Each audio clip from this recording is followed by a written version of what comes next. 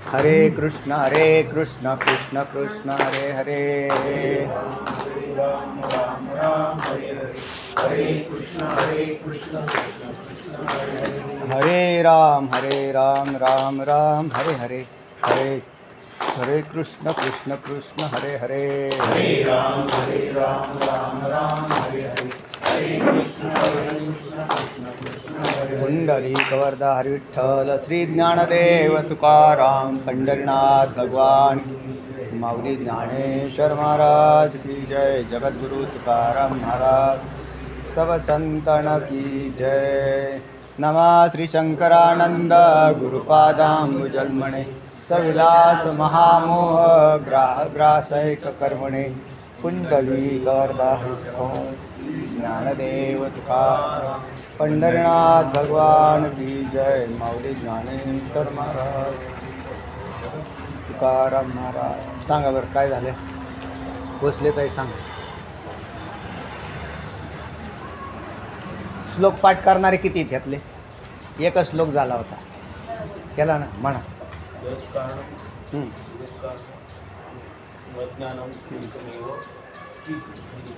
चिदान्वितम पुढं एक एव मनस्साक्षी. हां हां जानात्येवं जगत्त्रयम्. सांगा बसले आहे. तर हे पहिले 3 श्लोक आलेले आहेत, हे शिष्याची शंका त्याच्या अंतर्गत येतं. असं सुरुवातीला आपण त्या परवाच्या पाठात पाहिलं की शिष्याला काही शंका आहे. जरी शिष्य हा बुद्धिमान आहे, अद्वितीय स्वरूपाला जाणण्याविषयी पोचलेला आहे, तरीसुद्धा त्याला काही शंका आहेत. तर त्या शंकेचं निराकरण या स्वात्मप्रकाशिकेमधून आलेलं आहे. पैकी पहिले 3 श्लोक जे आहेत ते याच्यातले आले, कशाचे? शंका म्हणून आलेले, तर पूर्वपक्षाची किंवा शिष्याची शंका आहे म्हणून सांगितलं. पैकी जगत्कारम अज्ञानम एकमेव चिदन्वितम एक एव मनस्साक्षी जानात्येवं जगत्त्रयम्. सांगा वाचलेलं नाही. तर जगताला कारणीभूत असणारं अज्ञान, ते अज्ञान सत्स्वरूप परमात्म्याच्यावरती अधिष्ठानावरती स्थिर आहे. एक एव मनस्साक्षी, त्याला जाणणारं कोण आहे?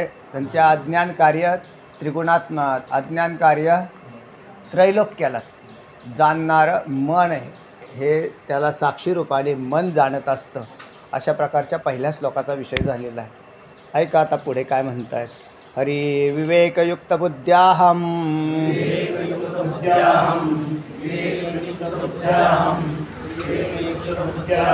जानाम्यात्मानमद्वयम्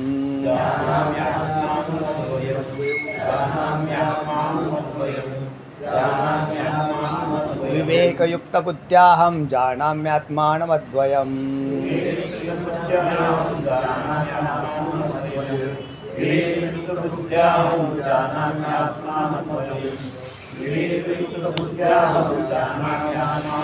तथापि बंधमोक्षादि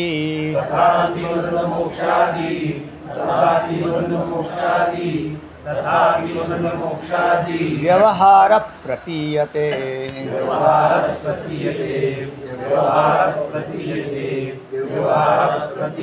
तथापि बंधमोक्षादि व्यवहार प्रतीयते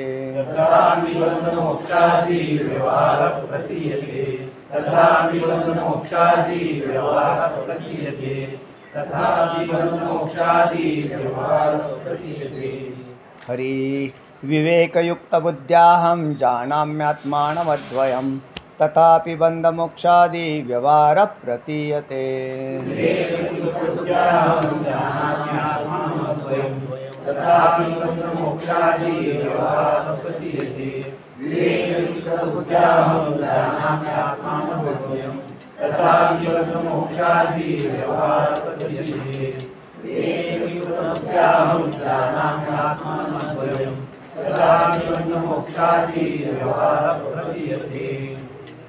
हरि विवेकयुक्त बुद्धिये अहम विवेकयुक्त बुद्ध्या क्या बुद्धि जानामि आत्मानम अद्वयम तथापि बंधमोक्षादी व्यवहार प्रतीयते आहे तसा शब्द आहे. विवेकयुक्त बुद्धी अहम आत्मानं अद्वयम आत्मानं जानामि. विवेकयुक्त बुद्धीने मी आत्म्याला अद्वय स्वरूप जाणत आहे. हे भगवान म्हणजे श्री गुरु. हे भगवान मी माझ्या आत्म्याने अद्वय स्वरूप आत्म्याला मी जाणतो आहे. अडचण काय आहे? तथापि ही अडचण आहे. तथापि म्हणलं की परंतु काय झालं की बंधमोक्षादी व्यवहार प्रतीयते. अहम बंधमोक्षादी व्यवहार प्रतीयते. मला बंधमोक्षादी व्यवहार प्रतीतीला येतात. म्हणजे पहिल्या श्लोकामध्ये म्हटलं होतं की अज्ञान कार्य जगत आहे हेही जाणामी. मी हे जाणतो कारण तेवढा अभ्यास झाला. हे जगत काय आहे? अज्ञान कार्य आहे. चैतन्य अधिष्ठानावर जगत बसलेलं आहे. चैतन्य अधिष्ठानावर अज्ञान आहे. अज्ञानाचं कार्य जगत आहे. अहम जाणामी. पण मन एवं साक्षीत्व. मन काय करतं? ते साक्षी रूपाने त्या तीनही जगाला म्हणजे या त्रैलोक्याला जाणतं. तिथं मन हे स्वतंत्र राहतं आणि म्हणजे जाणणारा स्वतंत्र राहतो आहे. कशावरून? जगावरून. बरोबर आहे. ह्या पहिल्या श्लोकामध्ये प्रश्नच आलेला आहे. कसा प्रश्न आला की या त्रैलोक्याला जाणणारं हे माझं जे मन आहे हे त्रैलोक्याला जाणतं, चैतन्यालाही जाणतं आहे आणि आपले त्रिगुणच येतं माझ्या तोंडात, त्रैलोक्यालाही जाणतं आहे. पण मन साक्षीत्वाने जाणतं आहे. म्हणजे मन स्वतंत्र असं होऊन त्या त्रैलोक्याला जाणतं आहे. दुसऱ्या श्लोकात म्हणतात मला बंधमोक्षादी व्यवहार प्रतीतीला येत आहेत. का हो? मन जाणतं, मनाला बंधमोक्षादी व्यवहार प्रतीतीला येतात. याच्यात मनाचे व्यवहार तुटलेले नाहीत हे सांगायचं आहे ना. म्हणून मूळ शंका अशीच आहे की ब्रह्मसत्यम जगन्मिथ्या जीव ब्रह्मैव नापरा हे कळालं आम्हाला. पण तरीसुद्धा जग भासतंय ना, प्रतीतीला येतं आहे ना, याची काय वाट लागत नाही. म्हणजे ज्या वेळेला आमची वृत्ती जगात काम करायला लागते, पाठात बसते त्यावेळेला व्यवस्थित असते. पण जगात काम करायला लागते त्यावेळेला सत्यत्वाने प्रतीतीला यायला लागते. पोरं लेकरं घरदार सगळं दिसतं आणि परत तुम्ही म्हटले मिथ्या. आता मिथ्या आहे तिथे बसल्यावर तोंड दाबल्यासारखं होतं. म्हणजे तोंड दाबून धरल्यावर त्या माणसाला जसं बोलता येत नाही. तर ते म्हणजे ठीक आहे तुमचं तुम्ही बोला, आमचं आम्ही पाहू. तर ह्या ब्रह्मतत्वाला जाणण्यासाठी निघालेला हा जो शिष्य आहे तो उत्कृष्ट स्थिती बांधलेली. त्याची स्थिती बांधणं ही तब्येतीचं काम नाही, तर वृत्तीचं काम आहे. नाही तर ते म्हटल्यावर स्थिती उत्कृष्ट बांधली, तब्येती भारी झाल्या असं नाही, वृत्ती भारी झाली. तर त्या वृत्तीने ब्रह्मसत्यम जगन्मिथ्या हे धारण केलं आहे. पण जगात व्यवहार कोण करतं? मन करतं. आणि ते मन साक्षीत्वाने त्रैलोक्याला जाणतं आहे. साक्षीत्वाने त्रैलोक्याला जाणतं. म्हणजे मी तिन्ही लोक पाहतो. स्वर्ग मृत्यू पाहता. त्रैलोक्य या पदाचा अर्थ स्वर्ग मृत्यू पाहता. त्या सगळ्याला पाहतं आहे. ते माझं मन आहे. आणि माझी बुद्धी अद्वय स्वरूप आत्म्यालाही जाणते. म्हटलं ना तिथं अद्वय स्वरूप आत्म्याला माझी बुद्धी जाणते. पण तरीच जगाचा भास जो निर्माण करणारी ही जी बुद्धी आहे ती त्या बुद्धीत बंधमोक्षादी व्यवहार प्रती येते. बंधमोक्षादी व्यवहार प्रती तिला येत आहेत का नाही? येत आहेत ना. की मी बद्ध आहे. काही आमचे संत मुक्त झालेले आहेत. काही आमचे अज्ञानी जे जीव आहेत ते याच्याकडे पाहत नाहीत. हा बंधमोक्षादी व्यवहार आहेच. म्हणजे जे अज्ञ जे आहेत ते बंधनात आहेतच. त्यांना त्याचं ज्ञानसुद्धा नाही की आपण बंधनात आहोत. तसं तुम्हाला सांगत असतो नेहमी, आपल्याला रोग झाला आहे हे कळण्यासाठी, रोग झाला हे आधी पहिल्यांदा कळल्यानंतर तो मनुष्य डॉक्टरकडे जातो. त्याला रोग झाला आहे का नाही झाला हेच माहीत नाही. तो कशाला डॉक्टरकडे जाईल? तेव्हा डॉक्टरकडे जाणार नाही तो, कारण त्याला माहितीच नाही रोग झाला आहे. जे स्थूल देहाचे रोग आहेत हे कळतात, बरोबर आहे. पण जीवात्म्याला झालेला रोग कळत नाही. कोणता रोग झाला आहे? क्षयरोग झालेला. हां आत्मया जीवबुद्धी लागली होती क्षयव्याधी ते जयाचे सन्निधी निरुदाकीचे. असं 13व्या अध्यायात ना माऊलींनी ओवी वापरली की आत्मया जीवबुद्धी होणं हा रोग झालेला आहे आणि मग त्याच्यावर उपचार केले जातात. बरोबर आहे ना.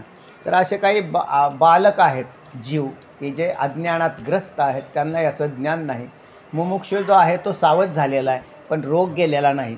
आणि एक काही गेलेले आहेत की जे मुक्त झालेले आहेत आणि त्याच्यामध्ये आपल्याला याचं ज्ञान आहे की आमचे साधू संत सगळे मुक्त झाले, त्याच्यात काही शंका नाही. पण मग आम्हाला तर बंध मोक्ष प्रतीतीला येता येत नाही. हा बंध म्हणजे बद्ध जीव ते बंधात किंवा मी स्वतः बंधात आणि मुक्त झालेले. तर अशा प्रकारचे व्यवहार प्रतीतीला येतात. हा व्यवहार का प्रतीतीला येतो अशी शंका आहे. लक्षात आलं ना. ज्या अर्थी हा व्यवहार प्रतीतीला येतो हा व्यवहार नाही यायला पाहिजे. आम्हाला जगात जगात सत्यत्वाने जे भासतं ते भासायला नाही पाहिजे, म्हणजे मिथ्यत्वाने. आणि हे व्यवहारही दिसले नाही पाहिजे. हा तर त्याची उत्तर आचार्य देणारच आहेत. आपण फक्त प्रश्न शंका उत्पन्न केलेली. पुढे आहे तिसरा. वाचा, अजून वाचायचं.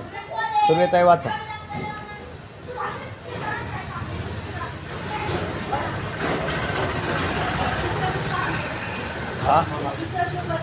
हां श्लोक वाचा ना.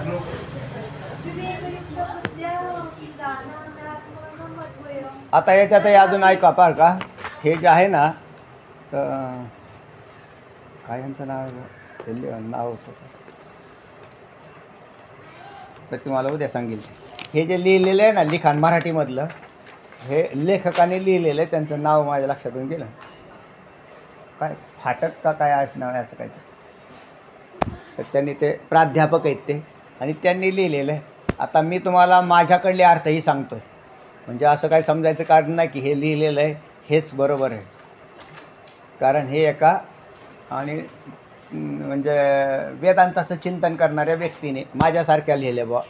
त्याच्यामुळे मग मी सुद्धा आणखीन दुसरा एखादा त्याचा अर्थ काढू शकतो. तेव्हा येणारे अर्थ आहेत ना ते हेच अर्थ आहे तिथे खाली लिहिलेले, असं समजायचं काही कारण नाही. चला, पण जे योग्य असेल ते घ्यायला काय अडचण नाही. म्हणून जसा पहिल्याचा अर्थ जसा झाला की मन हे साक्षीत्वाने जाणतं.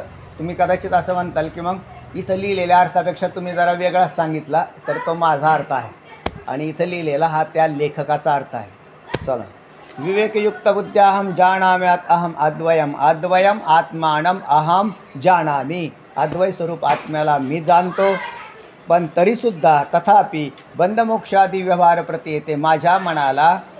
कारण पहिल्या श्लोकात मन शब्द आलेला आहे ना. माझ्या मनाला बंधमोक्षादी व्यवहार प्रतीतीला येतात. कोणाला येतात? मनाला. आणि तो मन शब्द या श्लोकात आलेला नाही, पण तो मागचा अध्याय करून घ्यायचा. मागच्यावरून आलेला बुद्धी.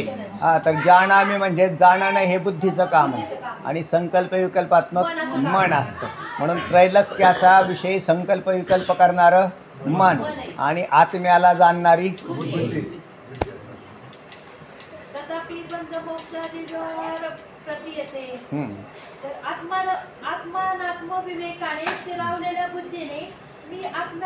आत्म अनात्म विवेकाने काय झालं? आत्म आणि अनात्म याला विवेक म्हणतात. विवेकाचं काय लक्षण आहे? विवेक कशाला म्हणतात?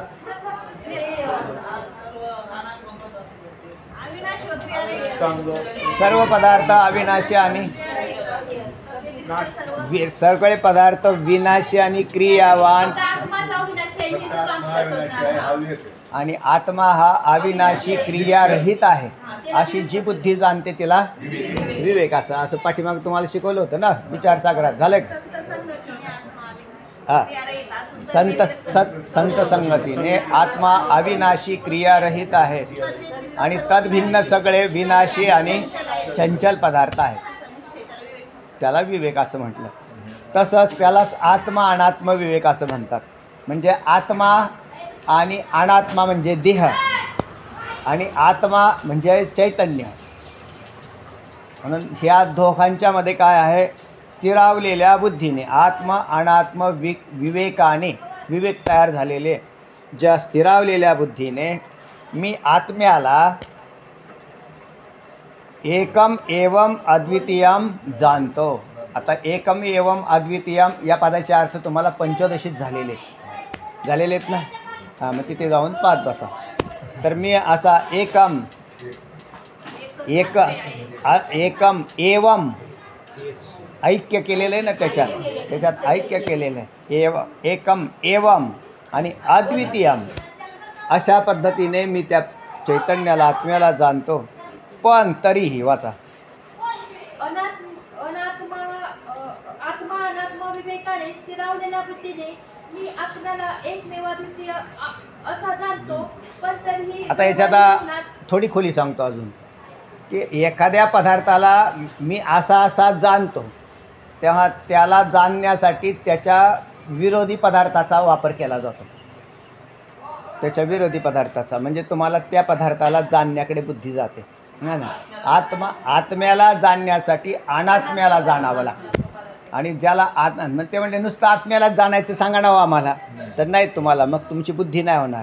कारण आत्मा हा जाणण्याच्या कक्षेत येत नाही.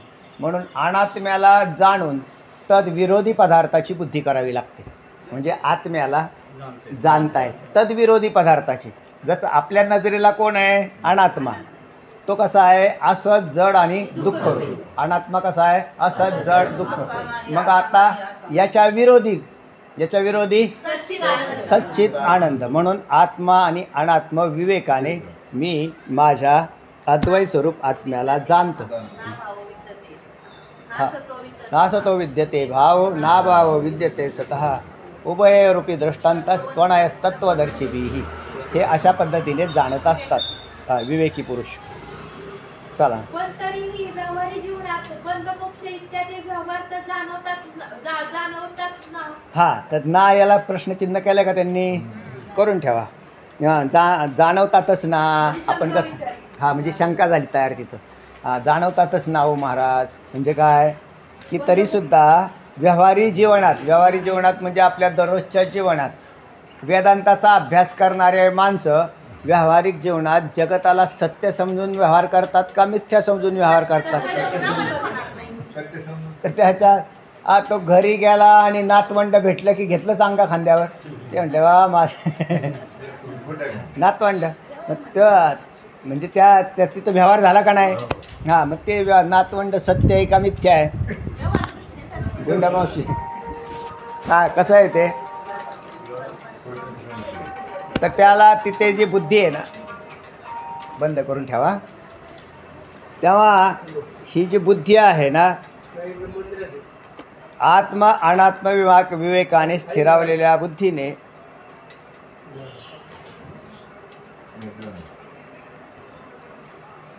तरी व्यवहारी जीवनात बंधमोक्ष इत्यादी व्यवहार तर जाणवतातच ना. तेवढे व्यवहार जाणवतातच ना, मला प्रतीतीला येतातच ना. मग याचं काय म्हणणं आहे? जाणवू नाही, आम्हाला व्यवहार जाणवू नाही. म्हणजे कुठले बंधाचे आणि मोक्षाचे व्यवहार जाणवू नाही. ठीक आहे. त्या बंधाचा व्यवहार जाणवू नये म्हणजे तुम्हाला बंधाचा व्यवहार जाणवतो आणि मोक्षाचाही व्यवहार जाणवतो. मोक्षाचा व्यवहार कधी जाणवतो? जर चिंतन नाही, पाठात सोडून बाहेरचं चाललं आहे आता. तुम्ही बाहेर तुम्हाला मोक्षाचा व्यवहार जाणवतो का? जाणवतो ना. जर तुम्ही चिंतन ते करत असताल, नुसतं पाठातच चिंतन चालतं असं काय नाही. बाहेर गेले तुम्ही चिंतन करत असताल की हे दिसणारं दृश्यमय जगत हे खोटं आहे. यत्र यत्र दृश्यत्वम तत्र तत्र मिथ्यात्वम यथा स्वप्न. आणि हे स्वप्नासारखं मनोहर दृश्य माझ्यासमोर दिसतं आहे असं तुम्ही चिंतन करायला गेल्या, तुम्हाला त्याच ठिकाणी हे संपूर्ण जगत जे आहे त्याचा माझ्या स्वरूपाच्या ठिकाणी अत्यंत अभाव आहे. मोक्षाचा व्यवहार झाला ना. हां, घडत नाही नाही. आता हा एज आहे ना, मी तुम्हाला नेहमी म्हणत राहतो, जसे सुकलेला भाजीपाला रस्त्यावर पाहिला तुम्ही तरीसुद्धा तुम्हाला मोक्षाचा व्यवहार घडायला काय अडचण आहे? अरे पहा ना, हे सुकत चालले, हे नष्ट होत चालले आणि याच्यासारखा मी सुद्धा असाच नष्ट होत जाईल माझं शरीर ज्याच्यावर माझा भाव आहे. तर तिथं तुम्हाला बाजारातला भाजीपाला पाहून, सडके पदार्थ पाहून याचं ज्ञान का होत नाही? आम्ही चिंतनच म्हणजे करत नाही. केवळ पाठात बसल्यावर तुम्हाला इथंच आम्ही सांगितलं की हे जगत नश्वर आहे हे पाहण्यापेक्षा प्रॅक्टिकली ज्या वेळेला मनुष्य एखादा व्यवहार करतो आहे, कुठेही व्यवहार करतो आहे, तरी तुम्हाला त्याच्यातून याचं ज्ञान व्हायला काही अडचण नाही. म्हणून पाठामध्ये शिकवलेलं ज्ञान व्यवहारात तुम्हाला उपयोगी तेव्हाच येईल ज्यावेळेला तुम्ही ती नजर ठेवताल तिथे. म्हणून जो उत्कृष्ट साधक आहे तो व्यवहार कालामध्येही पाठाचं चिंतन त्याच्या डोक्यामधलं निघून जात नाही. तर तो ते सगळे व्यवहार करतो आणि त्या व्यवहार करत असताना कोणी तुम्हाला फसवलं हाही व्यवहार केला तरी काही अडचण नाही. ते म्हणले का तू पहा ना कसा फसवतो आहे मला. हे असं तुम्हाला कळालं पाहिजे की फसवतो आहे तर तो किती मूर्ख आहे. मग मी फसवून घेणारा हा शहाणा कसा ठरेल? कारण सगळ्याच जगातल्या सगळ्या पदार्थ नश्वर आहेत, तर मी कशाला गोळा करू? गेला फसवला गेला तर फसू दे, झालं तर झालं. आणि शेवटी मग मी तुम्हाला म्हटलं ना, माणसं प्रारब्धावर विश्वास म्हणजे प्रारब्धावर विश्वास आहे सगळ्यांचा आहे, मग फसवल्यावर विश्वास का नाही? मग फसवून द्या ना. मग आता काय अडचण आहे? ते फसवलं काय ते म्हणले बा तुमची गेली ना संपत्ती, जाऊ द्या गेली तर काय अडचण नाही. कारण जर देणार असेल तर कुठून बी मिळेल आणि येणार नसेल तर कुठून का जायचं, काही अडचण नाही. असं याचे मग तो त्याचा माणसं तिथं मग लगेच जीव काढायला लागतात. असं असं झालं तसं तसं झालं. तर त्याचाच अर्थ त्याला तो वेदांत पचनी नाही पडलेला. तर म्हणून वेदांत पचनी पडणं म्हणजेच व्यवहारात राहतं. पाठात थोडा वेळ आहे तुमचा, तास 2 तासाचा एवढा विषय संपला की दिवस. जास्त वेळ कोणाशी आहे? संसाराशी. मग त्या संसारात कितीतरी दुःख आहे, ते दुःख भोगत असतानाच म्हणजे दुःख समोर येताना सुद्धा तुम्हाला वेदांताचं चिंतन आठवलं पाहिजे, तर तुम्ही वेदांती आहात. म्हणजे तुम्हाला सुखाचा प्रसंग येऊ नाहीतर दुःखाचा प्रसंग येऊ, त्याच्यात वेदांत दिसला पाहिजे. आणि तो तुमच्या वृत्तीने सांगायचा नाही तिथं कोणाला, तुमच्या वृत्तीने तो जाणायचा की इथे ते असं असं चालला आहे व्यवहार, तर याच्यात काय सत्य काय आणि मिथ्या काय. तर हे सारखे सातत्याने. म्हणून हा म्हणतो मला तरीही व्यावहारिक जीवनात बंधमोक्ष इत्यादी व्यवहार तर जाणवतातच ना, तर त्याला व्यवहार जाणवण्याच्या पलीकडे जायचं. तर ही एक फार मोठी पुष्टवृत्ती आहे. आणि प्रारंभिक काळात मुमुक्षुला हे व्यवहार जाणवतातच, ही त्याची शंका नाही. ही साधारण मुमुक्षुची सगळ्यांचीच आहे किंवा आम्हाला जाणवतातच ना महाराज. म्हणजे बंधमोक्षादी व्यवहार कधी कधी आम्ही दुःखी होतो म्हणजे बंधामध्ये येतो, आणि कधी कधी आम्ही सुखी होतो म्हणण्यात हर्षयुक्त वेदांताला चिंतन करून आम्ही सुखीसुद्धा होतो. तर हे दोन्हीही व्यवहार आम्हाला व्यवहारात जाणवतात. चला पुढे पुढे झालं का? हरि विवर्तोपि प्रपंचो मे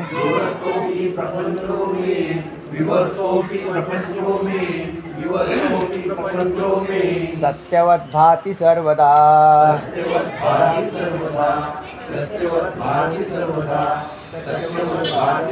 विवर्तोपि प्रपंचो मे सत्यवत भाति सर्वदा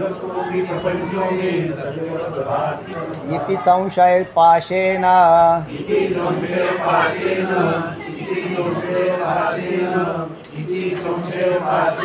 बद्धोऽहं छिन्धि संशयम्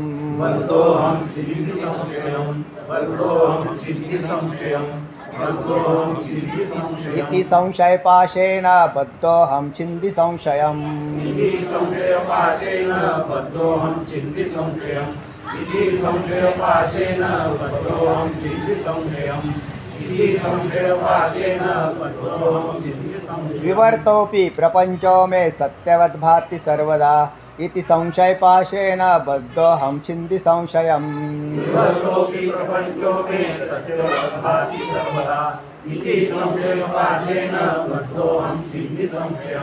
विवर्तोऽपि प्रपंचो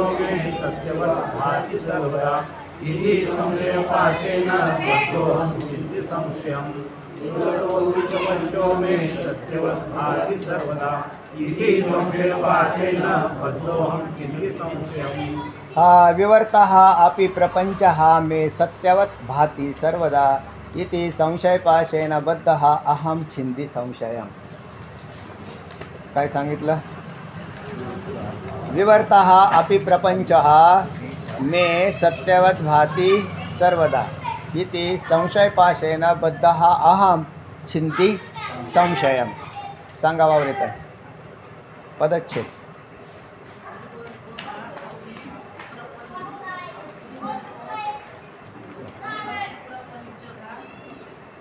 विवर्त हा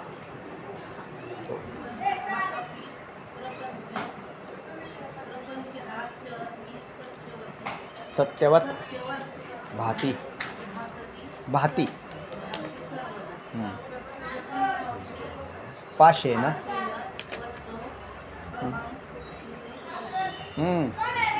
संशय पाशेन बद्धवत. मी ह्या संशयाच्या द्वारे बद्ध झालेलो आहे. या संशयाचा छिंदी म्हणजे नाश करा, संशय नष्ट करा. माझा जो हा संशय सद्गुरू नष्ट करा. विवर्तः अपि प्रपंच. प्रपंच हा अपि विवर्त हा प्रपंच हा विवर्त आहे है ना, भासमान आहे. विवर्त म्हणजे भासमान. अशा प्रकारे आणि म्हणतो कसा सत्यवत भाती, खऱ्यासारखा सर्वदा सत्यवत भाती. मला तो मे शब्द आहे ना, मे म्हणजे मला तो सर्वदा सत्यवत भाती. नेहमीच मला तो कसा भासतोय? सत्य भासतो. काही व्यवहार करायला गेल्यावर सत्य भासतो. ते असं म्हणतात. आमचे वैजापूरकर महाराज होते. ते वैजापूरकर महाराज शेती कृषी करायचे आणि मग भाजीपाला गवार शेंगा वांगे घेऊन विकायला बसायचे बाजारात. वैजापूरकर महाराजांचं उदाहरण सांगितलं. आणि मग ते मुक्त महात्मा अगदी बोधावर असणारे महात्मा. आणि मग ते व्यवहार करत असताना ते समोरचा आला. लोकांची सवयच असते. वांगे कशी किलो? म्हटलं 20 रुपये किलो. कमी करा ना. मग किती करा? मग घे वा 2 रुपये कमी घ्या, 18 रुपयाने. हां 15 रुपयांनी द्या. असं तसं ते बाजारात आलं तेव्हा गवारीची शेंग कशी? आत्ताचा व्यवहार घ्या. आता ते म्हणले 20 रुपये पावशेर. हां 15 रुपयांनी द्या. ते म्हणले तोडायला मजुरी. एक माणूस आहे ना 6 किलो गवार तोडतं. किती तोडतात तुम्ही? गवार किती तोडतं दिवसभरात? मी अंदाजे सांगितलं मी 6-7 किलो. म्हणजे 6-7 किलो ह्यांचा रोज किती? ते तेवढा 6 किलोला भागा. म्हणजे त्या गवारीच्या किलोची किंमत कुणी वाढवली? तोडणार आला का त्याला बी ती टोचतंय. ती वाढतेचे का चलतंय त्या अंगाला खाजवतं त्या खाजी ते. आणि मग आता ह्यांचे जर समजा रोजंदारीचे पैसे त्याच्यात ॲड केले तर विकणार आले कशी विकायची? त्या म्हणजे शेतकऱ्यांनी कशी द्यायची? आणि त्याच्यात परत ह्याचं कमिशन कोणाचं? व्यापाऱ्याचं. ते म्हणलं व 80 रुपये किलो भाव निघतो. तर ते म्हणले नाही कमी करा ना. लोकांना वाटतं लय कमी द्यावं, 5 रुपये किलोने द्यावं. ते झालं का मग ते वैजापूरकर महाराज त्या गिरायकाबरोबर भांडत होते. आणि त्या ते समोरून तिकडून आले. ते म्हणले काय लोक आले. ते म्हटले वैजापूरकर महाराज कुठे येतो? ते म्हणले बाजारात बसलेत. म्हणजे काय भाजीपाला विकायला? म्हणजे महाराज भाजीपाला विकतात का? त्यांना काय मर्यादा आली होती तेव्हा. सगळी कामं करायला त्यांना काय अडचण आहे. तिथे बसलेले ते म्हणजे असे बसले. बघा ना म्हणले महाराज कसे भांडू राहिले. तर ते भांडू राहिले तर त्याच्यात वृत्ती काम करणार का नाही? पण बाधित अनुवृत्तीने केलेले व्यवहार आणि सत्य अनुवृत्तीने केलेले व्यवहार याच्यात भेद आहे. आणि ती एक खोटं भांडतो आणि एक खरं भांडतो. म्हणजे एकाला त्याच्या निष्पत्तीत काही परिणाम झाला तरी काहीच वाटत नाही. याला म्हणतात खोटं भांड. हां नाही भांडणं हा व्यवहार आहे तो. म्हणजे तिथं व्यवहार झाला आणि त्या व्यवहाराला अनुसरून ते काम करत असतो. पण मग त्याच्या परिणामाचा आता कोणत्याही व्यवहाराला कोणाकडून पाहिलं जातं? परिणामाकडून. जर त्या व्यवहाराने तुमच्या चित्तवृत्तीवर परिणाम केला असेल तर तुम्ही खरे भांडले. आणि तुमच्या व्यवहाराने तुमच्या चित्तवृत्तीवर परिणामच केला नाही. भांडला हसत गेला. म्हणलो काय माणूस आहे? आत्ता भांडत होता आणि हसत गेला. हा असं कसं काय झालं? त्याचा परिणाम नाही झाला. आणि आपल्याला बी असाच प्रकार आहे. आपण व्यवहार करत असताना तुमच्यावर जर परिणाम होत असेल त्याचा तर तुम्ही ते सत्यत्वाने अंगीकार करत आहात. चला हां बसा. तेव्हा विवर्त अशा प्रकाराने सांगतायत की शिष्याची शंका ही की मला हा प्रपंच भासमान होत आहे आणि ते खऱ्यासारखं भासतं आहे, सत्यत्वाने भासतं आहे, अशा प्रकारच्या संशयाने मी काय केलेलं आहे, बांधला गेलेलो आहे. तेव्हा हा माझा संशय नाश करा गुरु. हां वाचा.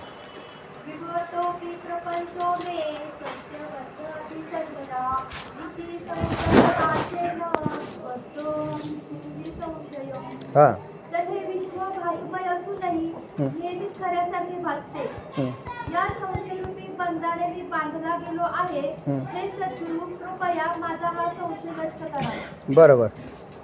तेव्हा हे सद्गुरू माझा हा संशय नष्ट करा. काय म्हणतायत पहा. एवढा आतापर्यंतचं विश्लेषण झालं, पुष्कळ झालं, फार थांबत बसायची गरज नाही. हरी एवं शिष्य वच श्रुत्वा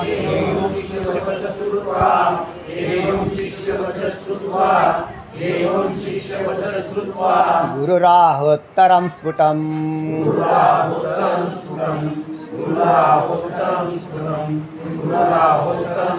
एवं शिष्य वच श्रुत्वा गुरुराहोत्तरं स्फुटम्. एवं शिष्यवचः श्रुत्वा गुरुराहोत्तरं स्फुटम्. एवं शिष्यवचः श्रुत्वा गुरुराहोत्तरं स्फुटम्. नाज्ञानं न च बुद्धिश्च नाज्ञानं न च बुद्धिश्च नाज्ञानं न च बुद्धिश्च नाज्ञानं न च बुद्धिश्च न जगत् न च साक्षिता.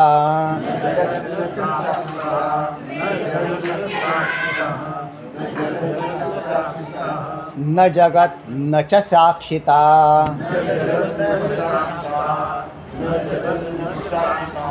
च नाज्ञानं न च बुद्धिश्च न जगत् न च साक्षिता.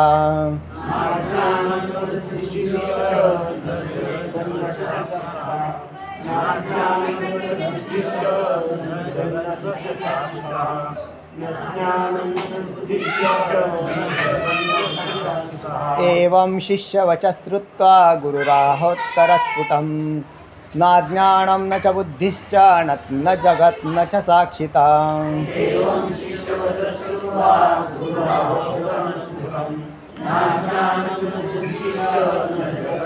साक्षिता.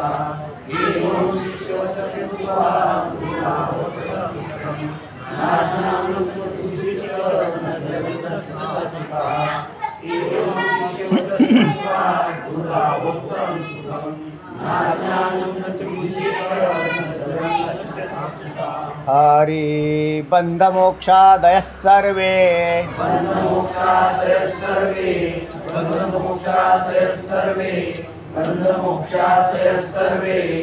अकृताः सत्ते द्वये त्वयि.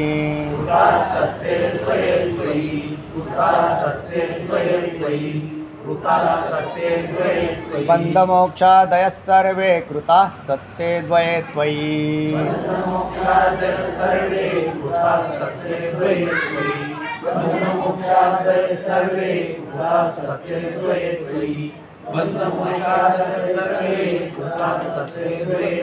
भातीत्युक्ते जगत्सर्वं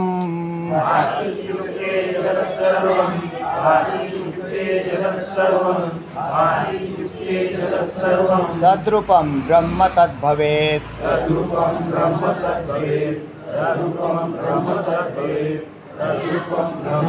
भातीत्युक्ते जगत्सर्वं सद्रूपं ब्रह्म तद्भवेत्.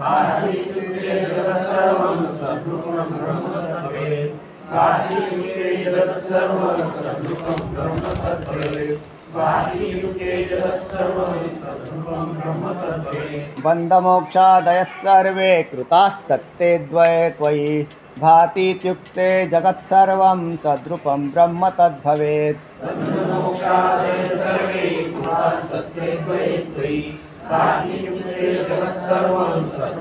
ब्रह्म तद्भवेत्.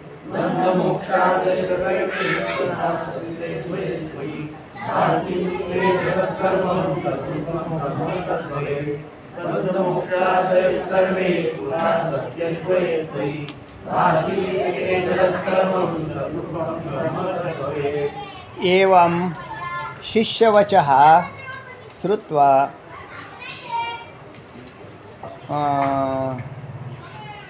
गुरुराहः उत्तरं स्फुटं किंवा गुरुराहोत्तरम म्हटलं तरी चालेल, पदच्छेद नाही केला, पण उत्तरम हा शब्द आहे त्यातला, म्हणजे उत्तर.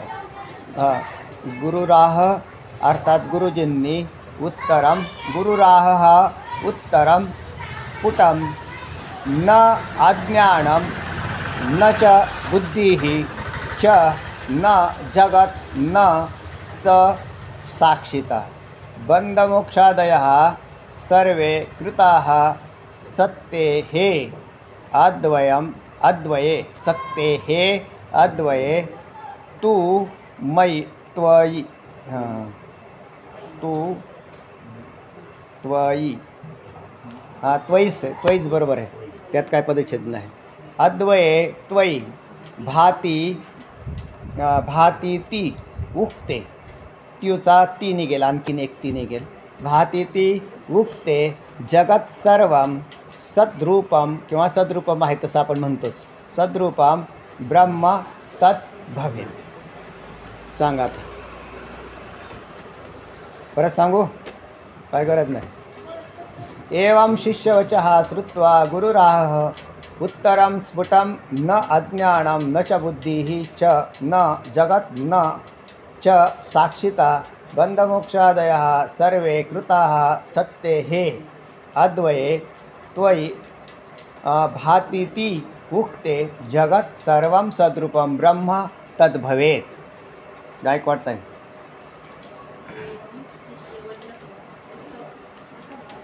श्रुत्वाच हां हां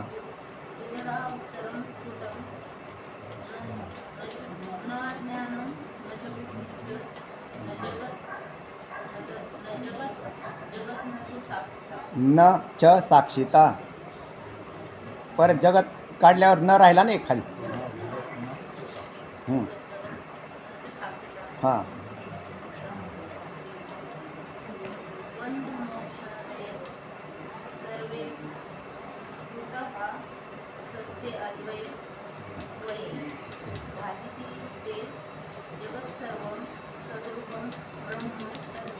बरोबर. आता एवं शिष्यवचः म्हणजे शिष्याचं वचन ऐकून. आता इथून पुढे सद्गुरूंचे वचनं सुरू झाली, म्हणजे त्यांचं बोलणं सुरू झालं. पण आता शिष्याचं वचन ऐकून पहिल्यांदा जसं कोर्टामध्ये केस उभी राहते, वादी आणि प्रतिवादी असतात, आणि मग त्याच्यावरती पहिल्यांदा आरोपपत्र दाखल होतं. आरोपपत्र दाखल झाल्यावर त्याचा जो प्रतिवादी असतो तो पहिल्यांदा म्हणतो, म्हणजे तिथून केस कुठून स्टार्ट होईल, त्यांनी मान्य केलं किंवा मान्य केलं नाही तर इथून सुरुवात होते. म्हणून पहिल्यांदा कोर्टात केस स्टार्ट होताना त्याच्यात असं म्हणणं आहे, तर तेव्हा हे तुम्हाला मान्य आहे का असं पहिल्यांदा विचारलं जातं. आणि ते म्हणतात आम्हाला हे मान्य नाही, कारण मग केस चालायची असेल तर मान्य नाही हे पहिल्यांदा यायला पाहिजे ना. ते म्हणले बा, नाही तर फार शेवटला विचारलं त्याला, तुम्हाला हे मान्य आहे का, ते म्हणजे आम्हाला मान्य आहे, आम्हाला विचारलंच नाही कोणी. मग इतके दिवस केस कशावर चाललेली होती.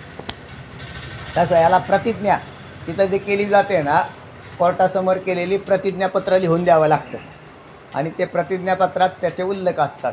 तसे आता शिष्याची शंका, त्या शंकेचं पहिल्यांदा खंडन, कारण तुम्हाला द्यावं लागेल ना, की त्याने जे म्हणलेलं आहे ना, तू असं मला हे जगत भासतं आहे, बंधमोक्ष भासतात, माझं मन साक्षीत्वाने त्रैलोक्याला पाहतं आहे आणि माझ्या ठिकाणी हे, तेव्हा माझ्या ठिकाणी असलेल्या या संशयाचा तुम्ही नाश करा.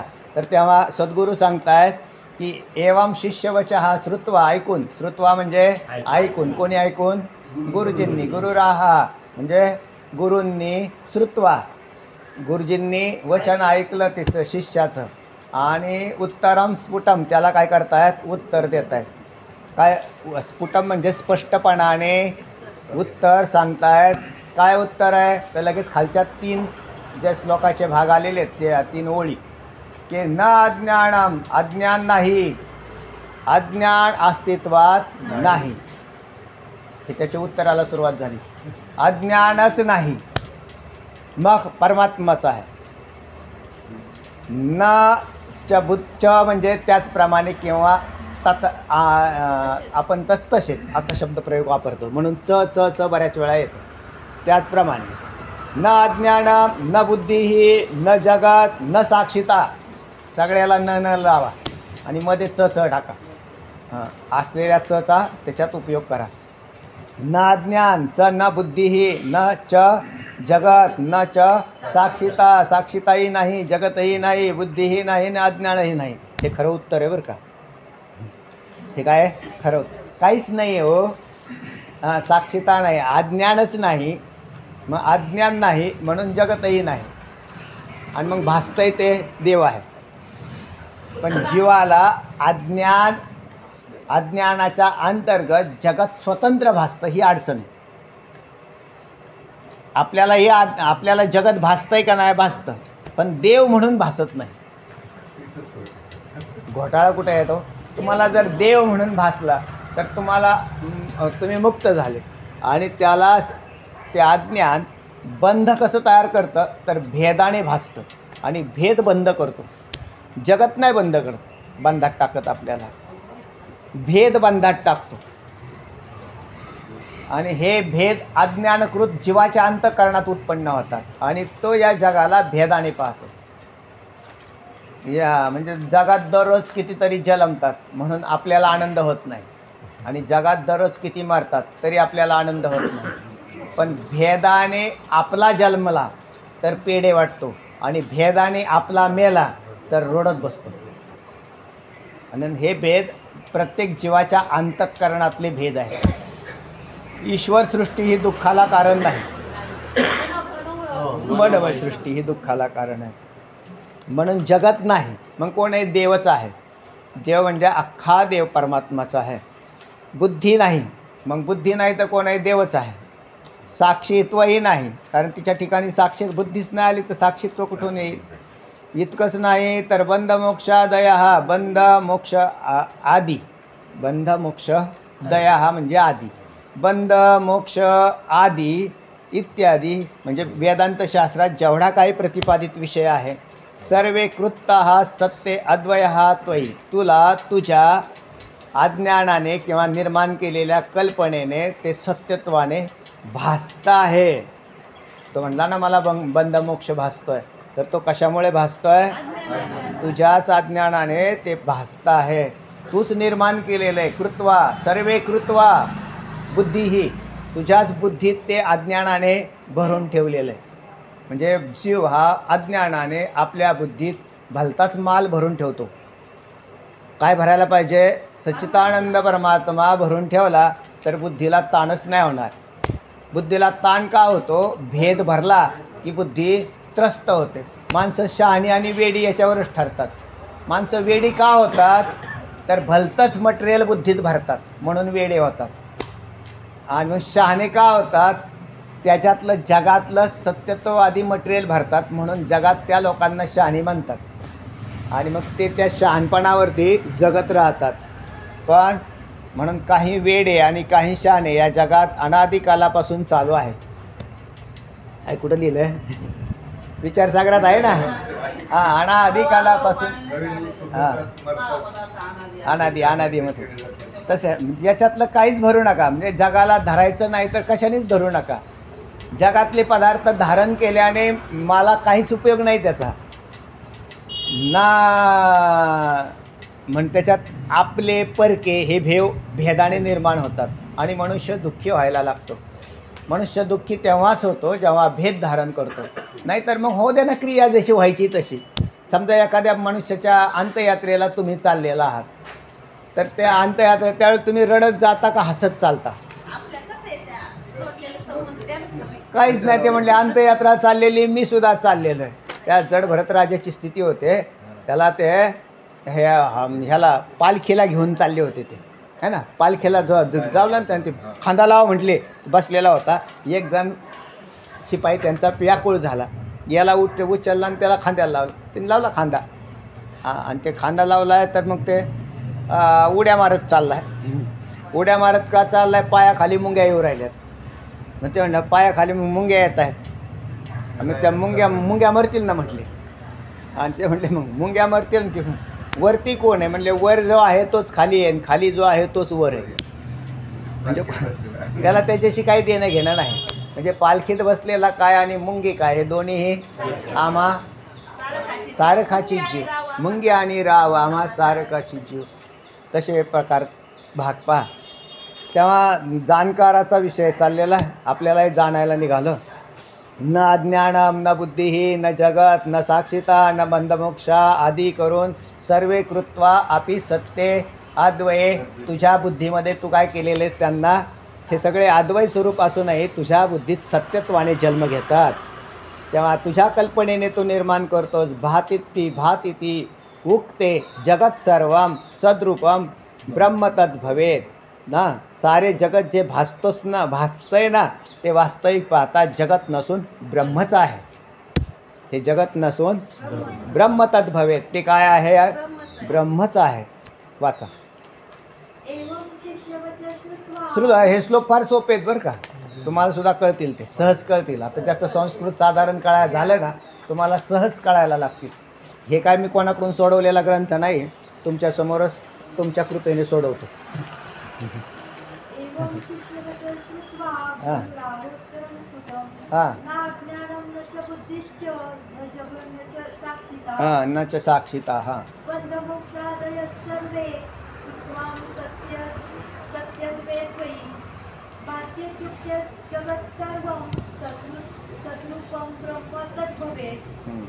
हे शिष्याचे बोलणे ऐकून गुरुंनी त्याला स्पष्टपणे उत्तर दिले, अज्ञान नाही, बुद्धी नाही, जगत नाही, साक्षी नाही. हां आता स्पष्टपणे उत्तर दिलं. तर याच्यातच मी म्हटलं ना मागाशी, कोर्टामध्ये जसं सांगितलं हे नाहीच, हे पहिल्यांदा काय केलं, ते खंडन केलं त्याचं. म्हणजे त्याच्या बुद्धीतलं तो जर म्हणत होता ना भाती म्हणजे भासतंय मला, अरे तुला जे भासतंय ना ते नाहीच. हां काहीच नाही याच्यातलं, बंध नाही, मोक्ष नाही, काही नाही. मग तो तुझ्या बुद्धीने कल्पित आहे. ह्याचा फार मोठा विस्तार आता पुढच्या 68 श्लोकांमध्ये होणार आहे. याच विषयाचा विस्तार पुढच्या श्लोकात आहे. हां इतकेच नाही तर बंधमोक्ष इत्यादी काही नाही, काहीच नाही. ते सर्व तूच सत्य असा एका म्हणजे ब्रह्माच्या ठिकाणी म्हणजेच तुझ्या ठिकाणी कल्पनेने निर्माण केले आहे. पहा हे कशाने निर्माण केलं आहे? कल्पनेची सासू हिचा भलताची जाचू. नाथ महाराजांचं एक अभंग आहे ना. हां हां हिचा भौतची जाचू. हां त्याचा फार जाच आहे. पण ते कल्पनेची सासू म्हणजे हे कल्पना आहे. कल्पना अविद्या येणे झाला जीव मायोपादी शिव बोली जे. जगात आपल्याला त्रास देणारा घटक अस्तित्वातच नाही. कोणताच घटक तुम्हाला त्रास देत नाही. ना शरीर त्रास देईल, फक्त तुम्ही त्याला सत्यत्व बुद्धीने पाहू नका. कारण तुम्ही सत्य आहात, शरीर सत्य नाही. मग कोणताच घटक माझ्या विरोधी नाही. जगातला कोणताच. माझं काय करू शकतो तो? काहीच बिघडू शकत नाही, कारण मी सच्चिदानंद ब्रह्म आहे. मग ते शरीर नाही, बाकीचे जीव तेही नाहीत. पण हे सारे अनुकूल प्रतिकूल भाव मनाच्या वृत्तीच्या ठिकाणी आहेत किंवा बुद्धीमध्ये ते नंतर रूढ होतात. जे मनातून येतात तेच बुद्धी धारण करून राहते, तेच चित्त चिंतन करतं. अहंकार तोच धारण करतो आणि सगळ्या जगातल्या त्या भावांच्यामध्ये खेळताना आपली वृत्ती दुःखी होते किंवा सुखी होते. मुख्य कुठे बंधमोक्ष कुठे आहे? तिथेच आहेत ना. ज्याला सुखही नाही आणि दुःखही नाही तो बाहेर निघालेला आहे. मग हा कसं काय गुंतला? नसलेले लचांड आपल्या डोक्यात घेतलं. काहीच नाही. माझी पत्नी नाही, माझे मुलं नाहीत, माझे नातवंडे नाहीत, माझी जमीन नाही, माझा ह्यातलं जगातलं माझा देहच नाही माझा, तर हे बाकीचे कसे काय माझे असतील? हा देह कोणाचा आहे? पंचमहाभूतांचा. देह हे काळाचे. आपला अभंगपाठ आहे तो. देह हे काळाचे आणि धन कुबेराचे. देह काळाचे म्हटल्यावर तुम्ही कशाला म्हणता माझा? म्हणजे दिली तिलांजली कुल नामरूपासी, शरीर ज्याचे त्याशी समर्पिले, असं म्हटलं तुका बरं आहे. जे त्यात हे तिलांजली देऊन टाकली त्याला. कधी आत्मज्ञान झालं की देऊन टाकली आणि मग तो बिनधास्त राहायला लागला. काय झालं? हो द्या, काय व्हायचं ते. जगात कोणताही व्यवहार अनुकूल हो नाही तर प्रतिकूल हो, आपला त्याच्याशी काडीचाही संबंध नाही. घरातला हो नाही तर बाहेरचा हो, नाही तर तुमचा वैयक्तिक देहाचा हो. आणि ज्याने हे माझे म्हणून धरलेले आहेत ती माणसं दुःखात होरपळलेत, आज जीवन त्याच्यामध्ये गेलेले. काहीच गरज नसताना ना मला काय खायला लागतं का लागतंय ते मिळतंय, ते आपोआप होते. याच्यावर विश्वास ठेवा, भरोसा आहे. देव देतोय, तो कुठून बी देतो, तो आणून. काय नो हे केले एका चिंत सकाळ जेवाचा करतो सांभाळ, काळेताय नाही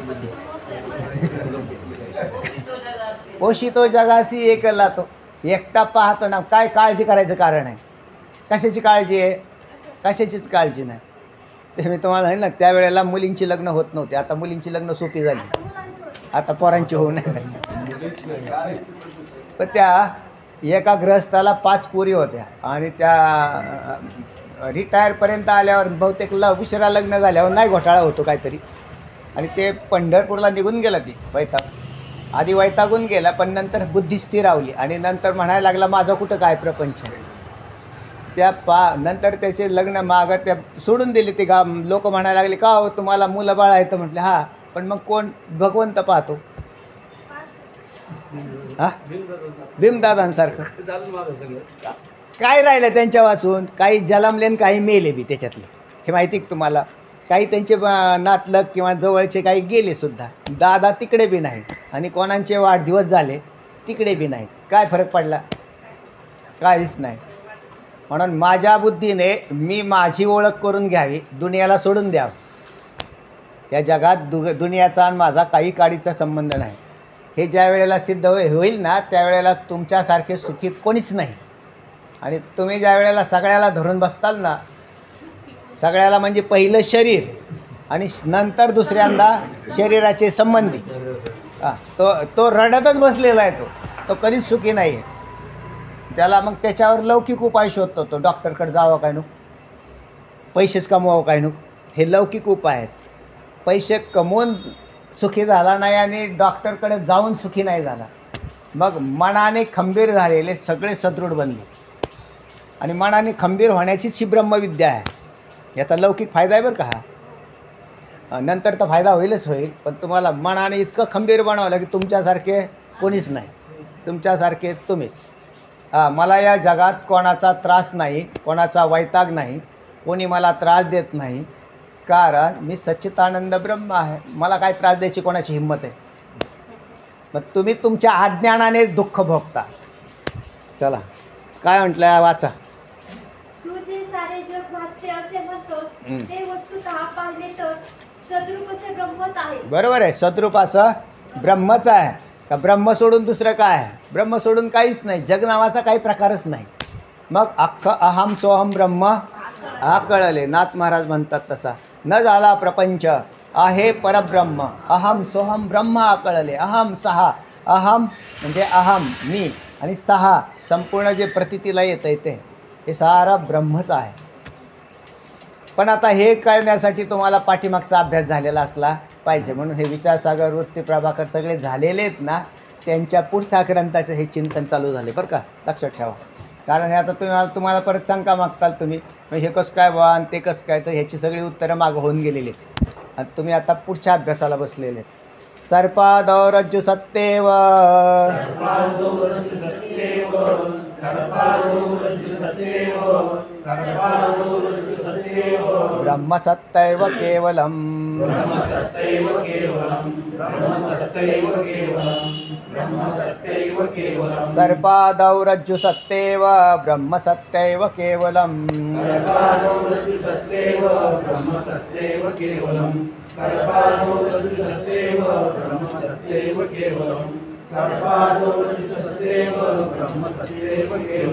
प्रपंचाधाररूपेण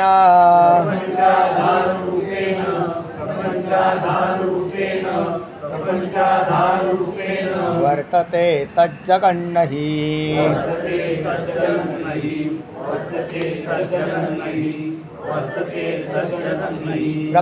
प्रपंचाधाररूपेण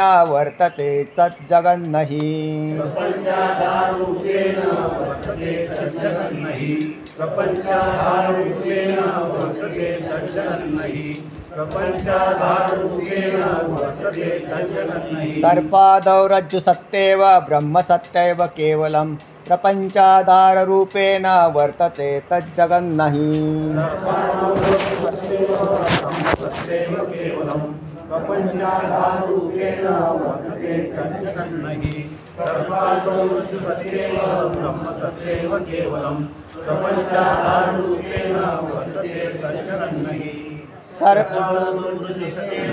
ब्रह्मसत्यैव केवलं प्रपंचाधाररूपेण वर्तते तज्जगन्नहि सर्प आदि रज्जु सत्येव ब्रह्म सत्ता एव केवलम रज्जु सत्ता एव ब्रह्म सत्ता एव केवलम आलं. सर्प आदि म्हणजे सर्पादौ याच्यात सर्प आदि रज्जु सत्ता एव ब्रह्म सत्ता एव केवलम प्रपंच आधार रूपेण वर्तते तत् जगत न ही जगत न ही. सांगा बरं पदच्छेद काका वैष्णव काका सांगा.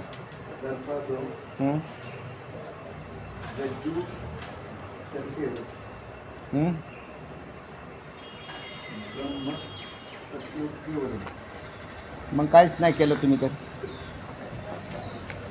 वैष्णव मावशी सांग. हां ऐका परत. सर्प आदि रज्जुसत्ता एव ब्रह्मसत्ता एव केवलं प्रपंच आधाररूपेण वर्तते तत् जगत न ही. आता सांगा बरं परत. आज सर्पादोष केलं का? सर्प आदि हां रज्जू हां रज्जु सत्ता सत्ता एव ब्रह्म ब्रह्मसत्ता एव हम्म, केवलं हम्म, प्रपंच आधार रूपेण हम्म. वर्तते नाही तत् तत् जगत न ही असे स्वतंत्र.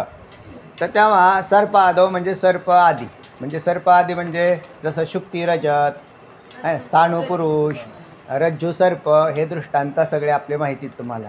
सर्प आदौ अशा सगळ्या सर्प ह्याच्या ठिकाणी टाका. सर्प आदौ रज्जू सत्तेवर कोणाच्या सत्तेत सर्प भासतो म्हणजे रज्जूच्या म्हणजे दोरीच्या सत्तेने सर्प प्रतीती आहे. हा वेदांतातला सगळ्यात नेहमी येणारा आणि कायमचा दृष्टांत आहे. हां तसं ब्रह्माच्या सत्तेवर जगत केवलम भासते. प्रपंच कशावर भासतोय? ब्रह्मसत्तेवर. आता त्याच्यात ह्या दृष्टांतात काय तुम्हाला विशेष शंका आल्या का हो?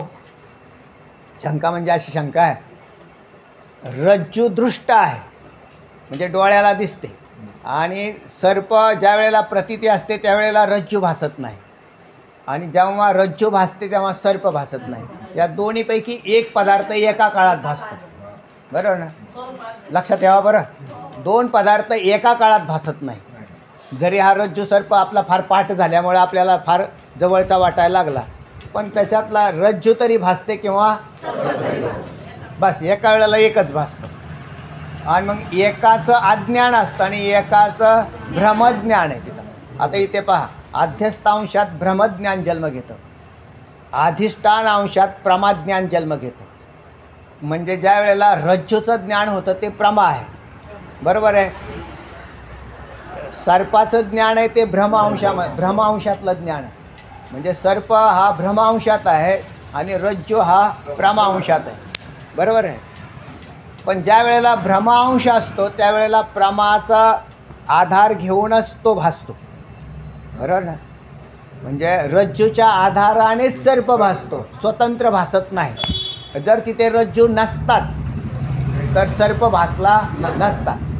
अधिष्ठान पाहिजे तर आद्यस्थ भासते. भासतंय. आता आपली काय गंमत आहे, आपल्याला आता जगताकडे चला इकडे, तुम्हाला मला हे जगत भासतंय. त्यावेळेला म्हटलं आम्हाला महाराज जगत भासतंय. त्याला आपण कोणाला विचारलं, आपल्या सद्गुरूंना विचारलं, ते म्हटले अरे खोटं आहे ते. जे म्हणले ठीक आहे, आता तुमच्या वचनावर शास्त्रावर आमचा विश्वास आहे की हे जगत काय आहे, खोटं आहे, पण ते आम्हाला भासतंय ना, मग भासू द्या ना. कारण त्या भासण्यामध्येच अधिष्ठानाचं सत्यत्व आलेलं आहे. कारण हे भासलंच नसतं जर अधिष्ठान नसतं तर. म्हणून तुमच्या बोलण्यातच तुमचं उत्तर निघालं की तुम्हाला भासतंय ना. हो म्हटले, ते भासतंय ते ब्रह्मच आहे. कारण तीच सत्ता घेऊन ते आलेलं आहे. म्हणजे ब्रह्माच्या सत्तेने जगत भासतं, रज्जूच्या सत्तेनं सर्प भासतो. ही जी सत्ता आहे ना, सत्ता कोणाची? म्हणजे सत्ता ही त्या अधिष्ठानाची सत्ता आध्यस्थात काम करते. म्हणून तुमच्यात सगळ्यात मोठा प्लस पॉईंट असा झाला की तुम्ही म्हणायला लागले ना भासतंय. भासतंय हे म्हणताना तिथंच सत्ता काम करते. म्हणून ती सत्ता अधिष्ठानाची सत्ता आहे. ते म्हणले मग आम्हाला अधिष्ठानाचं दर्शन करून द्या. जसं रज्जूचं दर्शन होतं आणि सर्पाचा नाश होऊन जातो. ज्या वेळेला रज्जूच्या दर्शनात सर्पाची भ्रांती पूर्णतः निघून जाते आणि मग तो जसा दोरी हातात घेऊन हाती घेतली या माळा पिसे सर्पभासाचा कांटाळा तवाळा जगची नागवेतो. तर तेव्हा ज्या वेळेला दोरी हातात घेतली त्यावेळेला तो म्हणतो आता कुठे सर्प नाही, मला भीतीच राहिली नाही. तसा अधिष्ठानाचं ज्ञान सद्गुरूंकडून करून घ्या. आणि कसं करून घ्या? कर्तळी आवळे तैसा हरी असं म्हटलं ना. म्हणजे त्या हरीचं ज्ञान इतकं स्पष्टपणे. आणि मग तो त्याला म्हणतो की नाही, मग काय कोणी जगलं काय, मेलं काय, राहिलं काय? का बरं असं का झालं याला? हा काय निर्दयी झाला का पुरुष? निर्दयी नाही. त्याला कळालं की जगात कोणी मरतच नाही आणि जगात कोणी जन्मतच नाही. हे कळालं की मग त्याचा हा सगळा विषय संपुष्टात येतो. कोणीच नाही. दुःखी होण्याची जी प्रक्रिया आहे ती परिच्छिन्नत्वात आहे. आणि तुम्हाला व्यापकत्वात पोचवलं. व्यापकत्वात म्हणजे तुम्ही स्वतः ब्रह्म झाले आणि त्या परमात्मा झाले. तेव्हा तुमच्या ठिकाणी कोणीच नाश पावत नाही आणि कोणी उदय म्हणजे उत्पन्न होत नाही, जन्म घेत नाही. तेव्हा अशा प्रकारची सुंदर चिंतन आहे. काय म्हणतायत की सर्पादौ रज्जु सत्येव ब्रह्मसत्येव केवलम प्रपंच आधार रूपेण वर्तते तत् जगत नाही. जगत नाही तर आधार असणारा प्रपंच जो ज्याच्या सत्तेवर भासतो तो ब्रह्म एव परमात्माच आहे. म्हणजे एक केवळ परमात्मा आहे. म्हणून अधिष्ठानाचं ज्ञान करून घ्या. वाचा, एवढंच घेऊ आपण आता. हां, आता गायकवाड साहेब आले का? हां, वाचा. बरं बरं बरं, ठीक आहे, या वाचा.